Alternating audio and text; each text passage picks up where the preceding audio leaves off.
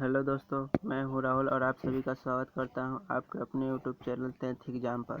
दोस्तों, आज मैं 10th क्लास का ऑब्जेक्टिव लेकर आया हूं साइंस में, जो बहुत ही महत्वपूर्ण है और एक क्वेश्चन बार बार एग्जाम में पूछता है। इस क्वेश्चन को मैं आप सभी के बीच लेकर आया हूं क्योंकि इस क्वेश्चन का आप अपने एग्जाम में लाभ उठा सके और इस अच्छा से अच्छा मार्क्स ला सके। तो दोस्तों, ज़्यादा बात ना करते हुए चलिए चलते हैं क्लास पर।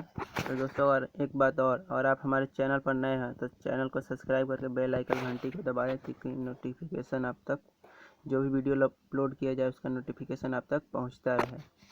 तो दोस्तों, चलिए चलते हैं। फर्स्ट क्वेश्चन पर प्रकाश का परिवर्तन है, उसमें का क्वेश्चन है। 20 क्वेश्चन लेकर आए हैं आप सभी के बीच, जितना भी ऑब्जेक्टिव बना है इससे पूरा। तो दोस्तों, फर्स्ट क्वेश्चन है, गोलीय दर्पण की फोकस दूरी और वक्रता त्रिज्या में संबंध है।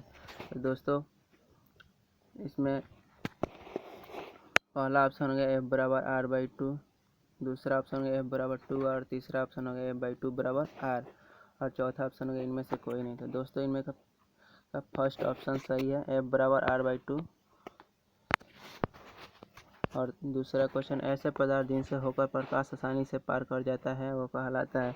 तो दोस्तों, हम लोग जानते हैं जिससे प्रकाश आसानी से पार कर जाता है उसे कहते हैं पारदर्शी पदार्थ। तो दोस्तों, इसमें का फर्स्ट ऑप्शन सही है, पारदर्शी पदार्थ। जिनसे होकर प्रकाश नहीं पार करता है उसे अपारदर्शी कहते हैं, जिनसे थोड़ा थोड़ा प्रकाश पार करता है उसे पारदर्शी पदार्थ कहते हैं। चलिए दोस्तों, तीसरा नंबर क्वेश्चन, किस दर्पण द्वारा प्रतिबिंब वास्तविक प्राप्त होता है।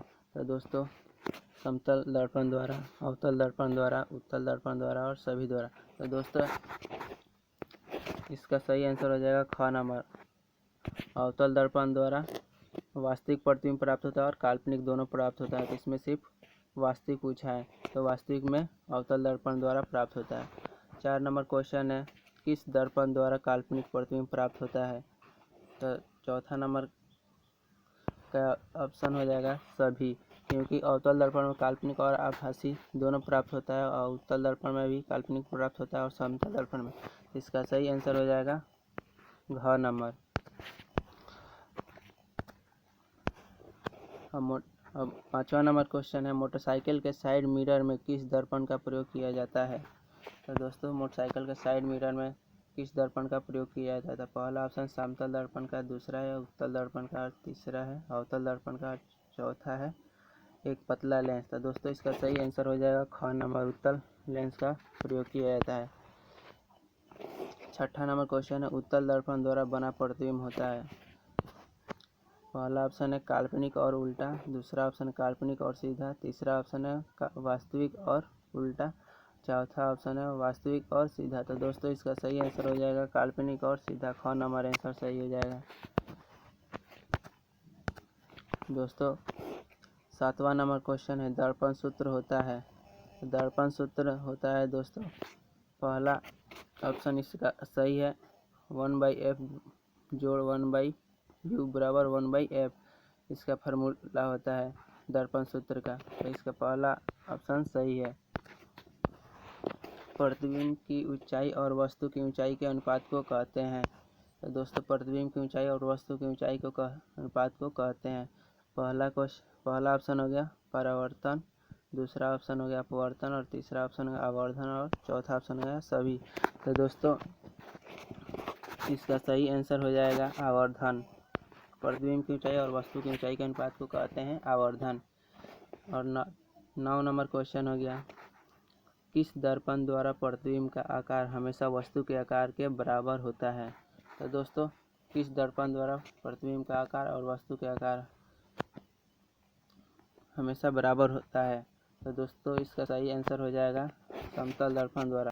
समतल दर्पण द्वारा हमेशा प्रतिबिंब जितना बड़ा वस्तु रहेगा उतना बड़ा ही उसका प्रतिबिंब बनता है। इसका ऑप्शन हो जाएगा ग नंबर, समतल दर्पण द्वारा। और 10 नंबर क्वेश्चन है, आपतन कोण और परावर्तन कोण में संबंध होता है।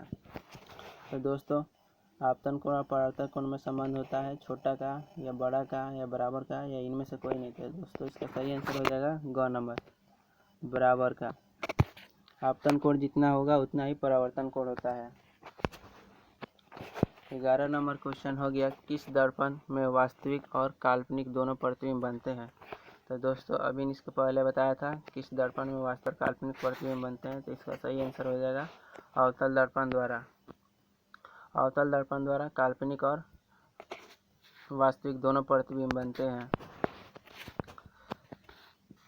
12 नंबर क्वेश्चन हो गया, निर्देशांक चिन्ह परिपाटी के अनुसार आपतित प्रकाश की दिशा में मापी गई सभी दूरियां होती है।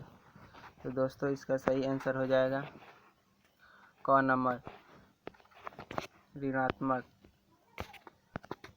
दोस्तों 13 नंबर क्वेश्चन है, आवर्धन का धनात्मक मान किस प्रतिबिंब को इंगित करता है। दोस्तों आवर्धन का धनात्मक मान किस प्रतिबिंब को इंगित करता है। तो दोस्तों इसका सही आंसर हो जाएगा ख नंबर काल्पनिक प्रतिबिंब को इंगित करता है आवर्धन का धनात्मक मान।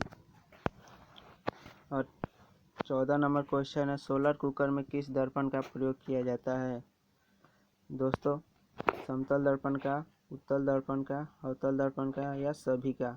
तो दोस्तों इसका सही आंसर हो जाएगा ग नंबर अवतल दर्पण का प्रयोग किया जाता है।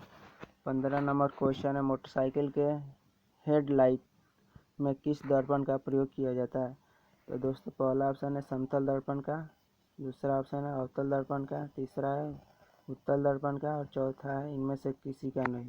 तो दोस्तों इसका सही आंसर हो जाएगा ख नंबर अवतल दर्पण का मोटरसाइकिल के हेडलाइट में प्रयोग किया जाता है।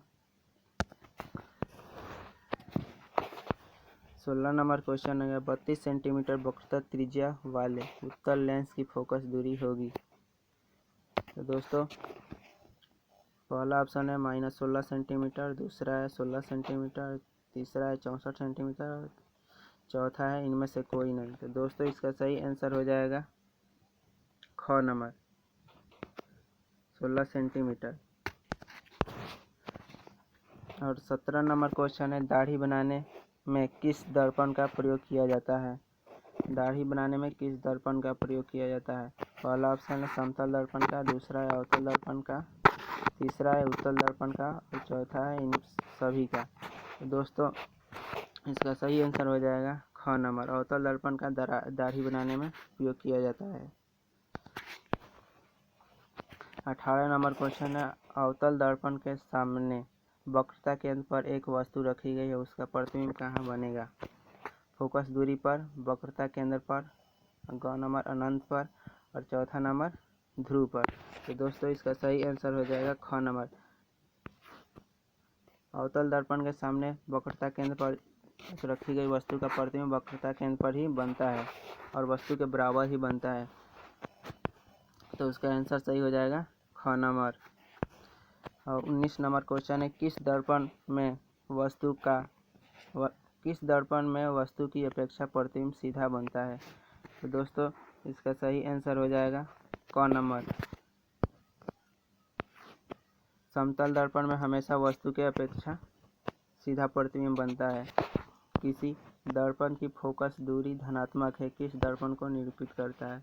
तो दोस्तों इसका पहला ऑप्शन हो गया समतल दर्पण का, दूसरा ऑप्शन हो गया अवतल दर्पण का, तीसरा ऑप्शन हो गया उत्तल दर्पण का, चौथा ऑप्शन हो गया इनमें से कोई का नहीं। तो दोस्तों इसका सही आंसर हो जाएगा ग नंबर उत्तल दर्पण का। तो दोस्तों यही था हमारा 20 क्वेश्चन जो बहुत ही महत्वपूर्ण है, बार बार एग्जाम में पूछता है। और इस क्वेश्चन को एक बार याद कर लीजिएगा। और भी क्वेश्चन हम चैप्टर बाय चैप्टर लेकर आ रहे हैं, क्योंकि आपका ऑब्जेक्टिव का तैयारी अच्छी तरह से हो जाए।